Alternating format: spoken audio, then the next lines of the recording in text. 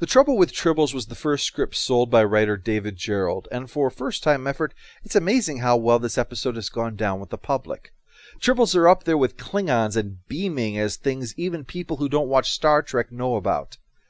It's likely the episode that's most mined for clips when Star Trek is discussed, due to its visual gags and demonstration of relatable oddity. No discussion would be complete without, of course, mentioning the connection between the Tribble and the Flat Cat. No, I don't mean the world-famous punk band Flat Cat. I mean the critters that appeared in the Robert Heinlein novel The Rolling Stones, which might also be a band. Not sure, going to have to check on Wikipedia later. The Flat Cats are pretty similar, actually, being small, purring fuzzballs that breed like crazy until they threaten to overwhelm the ship. Here's the events from the points of view of both men. Gerald's perspective on the events are presented in his book on the creation of the episode. An admission that he had read the Rolling Stones in his youth, he speaks of being a voracious science fiction reader as being one of the foundations for his writing career, and that there might have been a subconscious influence on the Tribbles, but not an intended ripoff. The original idea came about from the realization that living creatures were just impractical, and they would need something that could be created in large quantities cheaply. They'd need hundreds of them for the episode, and so, inspired by a fluff ball, something easy to make and conceptually quite efficient as a pet. It's cute, it can't bite, and it purrs for your amusement, hence the Tribble is born. There's certainly a great deal of similarities there, but the overall plot is different enough to not count as plagiarism, and the letter that Heinlein had sent had made clear that, at least at the time, he recognized that they were different enough to, quote, be of no importance. And that both of them owed something to L.S. Parker Butler, who wrote the 1905 story Pigs is Pigs, which had the idea of cute little animals breeding out of control and eating out of house and home. Heinlein's view on the matter of Tribbles, as presented in his biography, was less clear-cut. See, Heinlein had the bad fortune to cross paths with noted cheapskate Roger Corman, when the latter ripped off his story The Puppet Masters for his film The Brain Eaters. Heinlein was quite upset over that for two reasons. Because The Brain Eaters was a low-budget piece of garbage that was ruining his beloved story, and because it was hurting the chances of Heinlein selling the rights to The Puppet Masters to someone else. He got pulled into a plagiarism lawsuit with the producers of Brain Eaters, so Corman, knowing that he didn't have a leg to stand on, tried throwing some cheap deals directly to Heinlein in the hopes of getting him to drop the lawsuit. Finally, Heinlein told Corman basically to stop pestering him and talk to his lawyer and agent, and eventually something was worked out, which included Corman doing something that he hated more than anything else in the world. Yes, giving money to someone else. This soul-sucking experience for Heinlein is important to note because it played a not inconsiderable role in Heinlein's thought process when it came to the Tribbles. He knew that this episode was a first-time sale by a blossoming writer. He knew that he had the inspiration for the Flat Cats from Pigs is Pigs, and the thought of going through a plagiarism lawsuit all over again was thoroughly unappealing to him. So he decided to give Gerald his blessing, requesting an autographed copy of the script. Heinlein was less than happy later on, though, when he learned that Gerald was eventually selling Tribbles at conventions, feeling that what was intended as a magnanimous gesture on his part to allow a new writer a chance to succeed was now being abused. Okay, with that out of the way, let's get down to the episode itself. The episode opens with an alternative to the typical captain's log that is used to present exposition at the start of the episode, instead turning it into Kirk using their current mission as a means to gauge Chekhov's understanding of the situation. This is already setting things off on the right foot, the info dump being part of dialogue in a naturalistic way and thus allowing for conversational elements. For instance, Spock's belittling of Chekhov's attempts at a joke. The upshot is that they're on their way to Station K7, and there's an important problem related to a place called Sherman's Planet, which is claimed by both the Federation and the Klingons, with the planet to go to whoever can use the planet most efficiently, or in the event of a tie, a dance-off. The meeting is interrupted by a Priority 1 distress signal from K7, the most serious of all distress signals, ending the teaser with the knowledge that the Enterprise is rushing to deal with near or total disaster when it arrives. So after the titles, as they rush in preparing for a likely Klingon assault force, they're surprised to see everything seems to look normal. Mr. Lurie, who runs the place, seems a bit sheepish and says he'll try to explain when Kirk arrives. And what he explains is that the emergency is that there's an asshole on his station. The asshole in question? Barris, the official in charge of overseeing the development of Sherman's planet. Darwin, his assistant, says Barris is a bigwig and has the authority to summon the Enterprise like this if he wants to, and more importantly, he has the right to confuse the hell out of Kirk. Storage compartments, storage compartments. The storage compartments containing the Quadrotriticale. The what? The what? Well, if this is their opposition, I think the Klingons can walk the bases to victory over Sherman's planet. This episode is famous for the Tribbles, but they are in fact one of several plot lines, all meant to present the same theme. Make Kirk look like a fool. In this part, for instance, he's been tricked into rushing here and then befuddled over the, quote, emergency that he's supposed to deal with. Quadrotriticale, super grain that will grow on Sherman's planet. And he's the only one, it seems, that has never heard of the stuff. He's pissed off to no end that he came in guns blazing, only to find out he's here to guard a pile of wheat. And worse, Spock points out that whatever the circumstances that brought them here, it is important to Federation interest to keep this stuff protected. So Kirk orders two security officers beam down, but to soothe his bruised ego, he makes a snide comment about Barris on his way out the door. That jerk. How's Kirk supposed to know anything about some stupid strain of wheat? Mr. Checkout, what do you make of this? Oh, Quadrotriticale. I've read about this, but I've never seen any before. And that's why Chekhov wasn't allowed on the animated series. He and Uhura are here because Kirk figures if they're stuck here guarding a pile of grain, they might as well get some shore leave in. And that brings us to the wonderfully named Cyrano Jones, played by the equally wonderful Stanley Adams. On Star Trek, he was in one of the most famous episodes of the series. On Lost in Space, he was in one of the most infamous episodes, The Great Vegetable Rebellion, where he was a carrot man. But do your best not to picture him in a cheesy carrot costume while he's going about his business here. In this case, suckering the store owner into buying his piles of useless crap. Well, in desperation, he finally whips out his little hairy friend, the famous and infamous Tribble.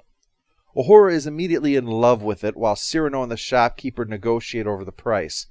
But after making the sale, Cyrano gives the critter, his free sample, to Uhura for nothing, as free advertising for what he sees as a market that will expand rapidly. Which indeed it will, or at the very least, something will expand rapidly. While that's going on, Kirk gets a call from Admiral Fitzgerald, who is upset with Kirk's seeming disregard of the seriousness of the situation with Sherman's planet, and orders him to provide whatever aid is demanded of him from Barris. While Kirk is reeling from this slap to his ego, that he's got to acquiesce to some self-important bureaucrat, Klingons show up. At least he knows how to deal with them. Shoot them. So the message comes in from K7. Don't shoot them. Kirk gets dragged back to the station to meet with Lurie and the Klingon captain, Koloth, who wants to have shore leave here as well. Kirk passes the buck to Lurie, who passes it right back. So grudgingly, Kirk has to allow it, but insists on no more than 12 at a time, and there will be security officers around to keep an eye on them.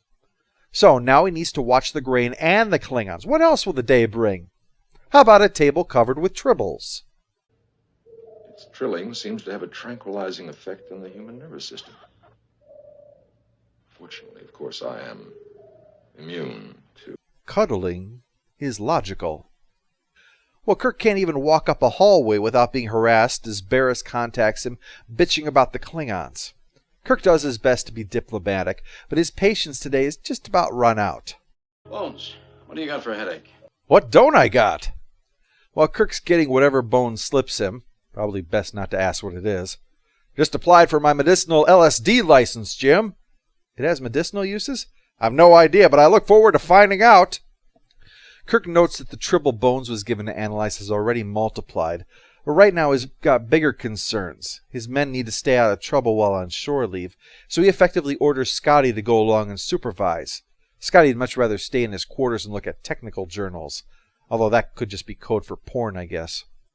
While there, the drunken Klingons start bad-mouthing Earthers, and then Kirk specifically, but Scotty keeps Chekhov in check. It's not until the Klingon starts in on what a piece of crap the Enterprise is that Scotty believes the line in the sand has been crossed, and it's time to throw down. By the time it's finished, Kirk brings the lot of them in to straighten this mess out. But of course, first rule of Fight Club is in place. Nobody's going to spill anything about what happened. Kirk confines them to quarters, but keeps Scotty behind. Who threw the first punch, Scotty? Scotty. I did, Captain. You did, Mr. Scott? I know, a Scotsman who's been drinking starting a fight. Sounds pretty unthinkable, but there it is. Why did Chekhov want to start a fight? The Klingons, is this off the record? No, this is not off the record. Yeah, worth a try. Scotty is Mr. Truthful. When he tells Kirk all the horrible things the Klingons said about him, he immediately assumed that his men were stirred to stand up for their captain's honor. Scotty sets him straight. They brushed that all off. It was insulting the Enterprise that demanded satisfaction. So, once again, not only do his men have more loyalty to each other than to him, given their unwillingness to fess up over who started the fight, they felt the honor of the ship was more important than him. So, with his ego thoroughly deflated, Kirk slumps to the bridge, only to find it overflowing with Tribbles, including one in his chair. Hopefully the men won't think it's the new captain and start fighting to defend its honor. He calls Bones up to explain what the hell's going on with these Tribbles and what can be done about this problem. And from my observations, it seems they're bisexual. Oh, that's great. Now Kirk can't throw them out. The LGBT will be all over him. Spock points out that the Tribbles aren't just a nuisance, but they consume their supplies at an alarming rate while offering nothing in return. But Uhura protests that they do give something back. Love. And we know this because she has one tucked into the top of her uniform. Kirk figures if there's one person that he can badger about all this, it's Cyrano Jones. So he has him rounded up to be grilled over the Tribbles. Well, there's nothing that can be done about him either. The Tribbles aren't dangerous, so he can breed as many of them as he likes. So reluctantly, Kirk has to send him on his way, and Barris makes the mistake of picking now to come in and yell at Kirk. In my opinion, you have taken this entire very important project far too lightly. On the contrary, sir, I think of this project as very important. It is you I take lightly. See, Barris thinks that Cyrano Jones is a Klingon agent, but as far as spies go, you really want to find someone who is, how can I describe it, less of a jackass. Kirk's got bigger problems, or rather, smaller problems, just lots more of them, as even his lunch shows up covered in Tribbles now. He is clearly at his wit's end at this point. If only there was a Gorn around that he could just punch in the face, everything would be better then. Scotty figures they're getting in through the air vents, the same kind that the station has, which could lead to the storage containers full of all that grain. They rush over to check on it, but the damn fool security guard can't get the hatch open. If you want something done right, leave it to Spock. As he stands there, his dignity in tatters, Barris blames the whole thing on him. But it turns out this was a fortuitous turn of events. The Tribbles are dead. Not that that's particularly fortuitous, but through that they can quickly deduce that the grain has been poisoned. So all the players are brought together. Barris pissed about the grain, Koloth pissed about the treatment of his people, Cyrano Jones protesting his innocence in all of this. But as Kirk seems defeated, that's when Darwin shows up, and the Tribbles being carried out freak out in his presence. As I said, the whole episode has been about making Kirk look the fool. This is the moment for him to finally triumph. He uses the Tribbles to determine Cyrano Jones is right. The only ones the Tribbles freak out over are Klingons, presumably sensing that they're in the presence of a predator and reacting accordingly. So based on their reaction to Darwin, he has Bones check him over, and sure enough, he's actually a Klingon. In one fell swoop, he's taken the wind out of Koloth's sails, given that they had an agent on the station, undermined Barris's authority by revealing that he had a spy working with him the whole time, and gets a confession out of the saboteur responsible for the grain. So, victory at last. The Tribbles saved the day, but are still a damn nuisance. So Kirk makes a deal with Cyrano Jones. Rather than having him locked up over bringing clearly dangerous creatures, given how they could have devastated whole ecosystems, he's going to be let off the hook, but he'll have to collect every single Tribble himself on this station. I'm guessing the market is about to be flooded with fur hats real soon. Meanwhile, Kirk is delighted to hear the ship has been purged of Tribbles. He'd just like to know what exactly happened to them. After a great deal of running about, Scotty admits to beaming all of them onto the Klingon ship. Aye, sir. Before they went into warp, I transported the whole kit and caboodle into the air engine room, where there'll be no Tribble at all. Post-episode follow-up, annoying character goes to Barris, although that's completely intentional, I'm sure. All scores are relative to their series, so final score for The Trouble with Tribbles is 9 out of 10. Even factoring in the similarities between Tribbles and Flat Cats, the way that Gerald makes use of them to help ratchet up the indignity that Kirk is suffering, as well as integrating them into the other independent plots, is masterful. The dialogue is often clever and witty, and the show offers a rare opportunity to see everyone when they're not in the midst of a life-or-death mission. The stakes are small, which makes it all the more amusing that Kirk is suffering one blow to his ego after another throughout this trivial mission, as opposed to emerging as a larger-than-life figure amidst a crisis. The directing by Joseph Pevney is perfectly suited to the spirit of the work, especially notable for the fight scene with the old Western meets vaudeville sense of the piece. It wouldn't do to have this every week, but it was a refreshing change of pace for the show and a thoroughly entertaining hour of television.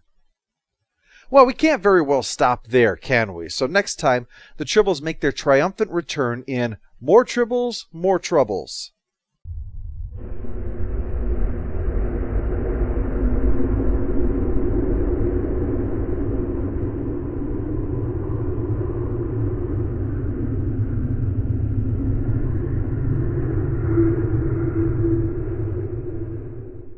All hail the Overlord! All hail the Overlord!